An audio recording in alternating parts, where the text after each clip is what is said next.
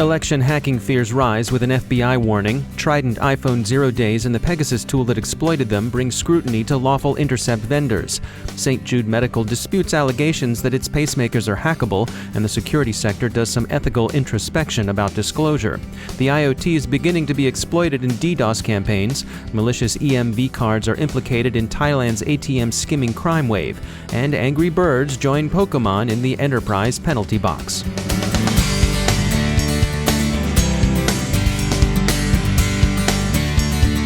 Time to take a moment to thank some sponsors. The Johns Hopkins University Information Security Institute and Compass Cybersecurity are hosting the 3rd annual Senior Executive Cybersecurity Conference on Wednesday, September 21st from 8:30 a.m. to 4 p.m. That's going to be at the Homewood campus of Johns Hopkins University right here in Baltimore. Hear from industry leaders on cybersecurity best practices and trends that will help you better secure your organization's data. This year's agenda examines the current cybersecurity landscape, threats and challenges ahead for organizations, and how senior leaders can work towards shifting their data to being safe and secure. You can find out more online at secsc.compasscyber.com or on the Johns Hopkins University Information Security Institute website at isi.jhu.edu. Do check it out. And we thank the Johns Hopkins University Information Security Institute and Compass Cybersecurity for sponsoring our show.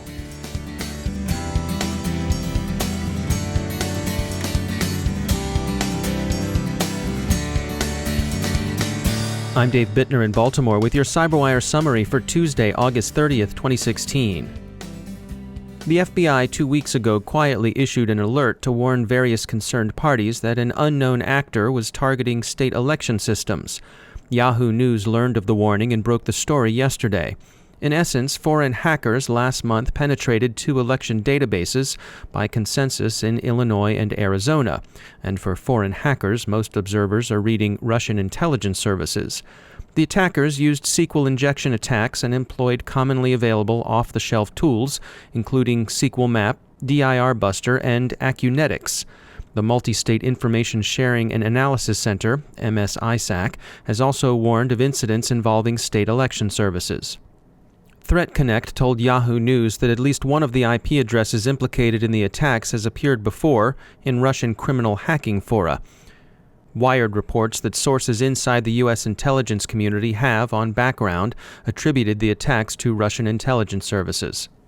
Offering some useful perspective, Motherboard points out that state election databases have not only been hacked before, but the information they contain is often made readily available by state officials themselves. Besides, the number of records affected was relatively small, about 200,000 in Illinois, reports say, and data were simply exfiltrated, not, as far as is known, destroyed or manipulated. What's troubling is not so much the breach itself, but the foreign involvement and foreign interest, the context provided by other recent hacks of political parties and campaigns, and the fears of data manipulation. The data themselves are not particularly valuable, but the contribution the incidents make toward increasing distrust of U.S. elections would be an information operations coup. St. Jude Medical strongly disputes the pacemaker vulnerabilities disclosed in the course of short selling by Muddy Waters Capital and MedSec. The device manufacturer says the exploits, as described, aren't possible. Several observers find things to dispute in both Muddy Waters' charges and St. Jude's rebuttal, but the disclosure of vulnerabilities in the cause of shorting a stock hasn't generally met with much approval. We spoke with the University of Maryland's Ben Yelin about the implications of this turn to stock speculation for the security industry, and we'll hear from him after the break. And of course, the disclosure of allegedly serious and exploitable pacemaker bugs has contributed to increased concerns about life-threatening IoT hacks. Researchers from Level 3 Communications describe another risk in the Internet of Things, the growing possibility and likelihood of IoT-based distributed denial-of-service campaigns. The company has been working with Flashpoint to track the rise of DDoS botnets exploiting IoT devices. Criminal groups, including Lizard Squad and Poodle Core, are investing in IoT malware, and a large fraction of the bots observed engaging in these attacks are located in Taiwan, Colombia, and Brazil. The Ripper ATM malware FireEye found in Thailand appears to use a rogue EMV chip. A specially crafted and malicious chipped card may have been used to introduce the skimming malware into the ATMs. Criminals are believed to have stolen roughly $378,000 from ATMs in Thailand last week. Senior executives represent a vulnerable attack surface at their own companies. We spoke with Dan Lohrmann, Chief Security Officer at Security Mentor, about preventing C-suite fraud. The phishing attacks, the links, the different ways people get you to click and download malware or go to bad sites or give information up. Spear phishing was kind of the 2.0, where you've had, a little bit more targeted. They know a little bit more about you, maybe done some research. And then we've kind of gone to a new level now lately. This industry is calling whaling now, going after the big fish, if you will. That involves, large sums of money. It may or may not involve clicking on links. It may just be, the goal of the bad guys is to build your trust and then get you to take actions, whether that be transfer money, whether that be give them information which they can then, use. Whaling is really fraud that committed against businesses, and it's really rampant right now. And so take me through the process. I'm someone, sitting in my office. Maybe I'm someone on the financial side of the business. And how are these people going to target me? First of all, their goal is to get your trust and to build that trust. And we've seen a wide variety of ways they do that. They get to know you, or they come in as a customer. More likely, they're building a relationship. So they're getting background. They're trying to learn about you, your likes, and they really are going after. First of all, they're targeting. It could be a CEO in a company, a COO, or someone who has authority to make transfers, wire transfers, that kind of a thing. After they built up the trust, maybe they're just a kind of a normal relationship, maybe doing different types of things for weeks or months. Usually something out of the ordinary happens. For example, there's been a case where they actually built a relationship up with an accountant, and then they were able to get the information about the CEO. He actually was on a trip, a vacation. They compromised the CEO's personal account, and not via normal channels, an email came into the accountant saying, "Hey, I'm on this trip. I'm out. I believe it was fishing, but I'm on this. I'm out of can't process this. I'll get you the paperwork tomorrow," kind of thing. But please transfer this information to this partner. It was a block of social security numbers and names. It was a file. It wasn't necessarily just a financial transfer, but the person thought this was legitimate. It thought it was from the CEO. The person was gone that day. They had a relationship with this other person that they knew of, so it seemed like it made sense, although it was out of the ordinary. They went ahead and did the transfer, and they only really uncovered it later when fraudulent IRS tax returns were coming in, and they traced it back to the fact that this individual had given up that sensitive information on their clients.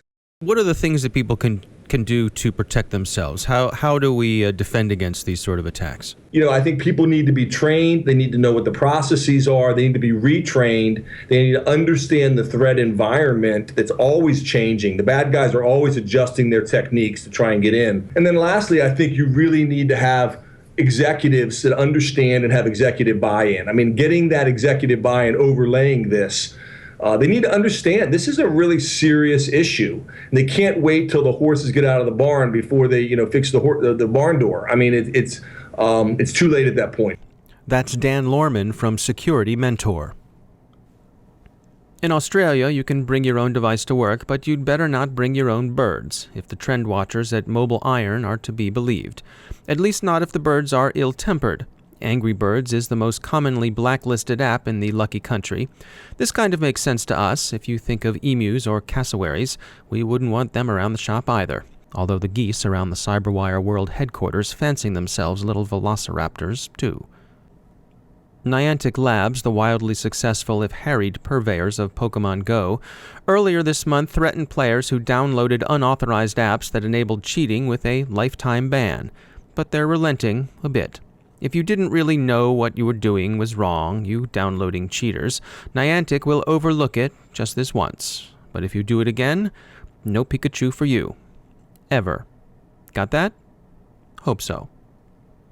And finally, France's education minister wants Pokémon Go out of the schools, for a host of good reasons, not the least of which is the sensible desire to keep dodgy outsiders away from the students. At least the rarer Pokémon should stay away, the minister says, thereby reducing what the lawyers would call an attractive nuisance. As always, there are collateral consequences, and we'd like to point out some of them to our many younger French listeners. Nicolas, Clotaire, Alceste, Louisiette. You're on notice. When your homework's missing, the excuse, tiens, les charmandres, Laurent, Dieu manger, is no longer going to fly. So, sois sage, nos copains. Do you know our podcast is actually really big in France? Well, it used to be anyway.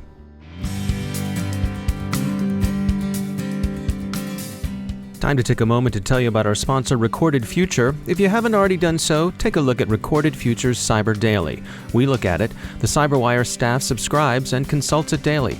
The web is rich with indicators and warnings, but it's nearly impossible to collect them by eyeballing the internet yourself, no matter how many analysts you might have on staff. And we're betting that however many you haven't got enough. Recorded Future does the hard work for you by automatically collecting and organizing the entire web to identify new vulnerabilities and emerging threat indicators. Sign up for the Cyber Daily email to get the top trending technical indicators crossing the web: cyber news, targeted industries, threat actors, exploited vulnerabilities, malware, and suspicious IP addresses. Subscribe today and stay ahead of the cyber attacks. Go to recordedfuture.com/intel to subscribe for free threat intelligence updates from Recorded Future. That's recordedfuture.com/intel. And we thank Recorded Future for sponsoring our show.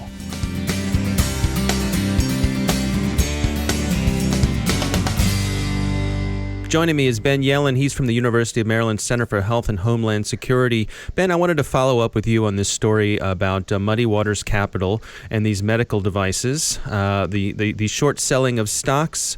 What is your take on this? Well, I think we have both legal and ethical problems here. I'll start with the legal problems. The hacking itself is actually not illegal. The U.S. Copyright Office last year approved an exception to the relevant copyright laws that says that hackers, if they are acting in good faith, can attempt to discover the security flaws in medical devices. That exception has been in place since last October. And in terms of MedSec emailing this information to the investment firm, so far there's no illegal activity in that. The SEC may look into this issue, but it's certainly not something like insider trading, at least in the definition as we understand it. You use the word good faith. I mean, I think people would question good faith motivations here. Absolutely. I mean, I think you certainly question good faith when it seems that the purpose of discovering this flaw was to enter into some sort of financial arrangement where the investment firm is shorting the stock and MedSec itself is benefiting financially. MedSec would argue that they have acted in good faith, that they are trying to have the market correct for St. Jude's failure in securing the product. But again, that presents major ethical issues. And I think that there might be a decent argument that the good faith standard here has not been met.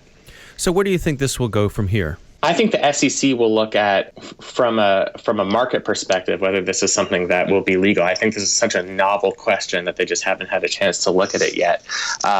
In terms of whether the hacking will continue, I think that's the biggest potential for trouble. If cybersecurity organizations see that they can turn a profit by discovering information and essentially selling it to investment firms, they would have incentive to continue doing that. And by doing that, it creates a significant risk. I mean, now you have the potential that hackers or bad actors will use these vulnerabilities to try and hack into these medical devices. And obviously, when we're talking about pacemakers, that can have extremely serious consequences. I mean, you and I were talking before we came on here about what if somebody did some sort of ransomware attack and demanded, $1 million, or I will use my hacking capability to shut down your pacemaker. I think that has very, very dangerous implications. All right, we'll keep an eye on it. Ben Yelin, thanks for joining us. Thank you, Dave. And that's the CyberWire. For links to all of today's stories, along with interviews, our glossary, and more, visit thecyberwire.com. Thanks to all of our sponsors who make the CyberWire possible. The CyberWire podcast is produced by Pratt Street Media. The editor is John Petrick. Our social media editor is Jennifer Iben. And our technical editor is Chris Russell. Our executive editor is Peter Kilpie. And I'm Dave Bittner. Thanks for listening.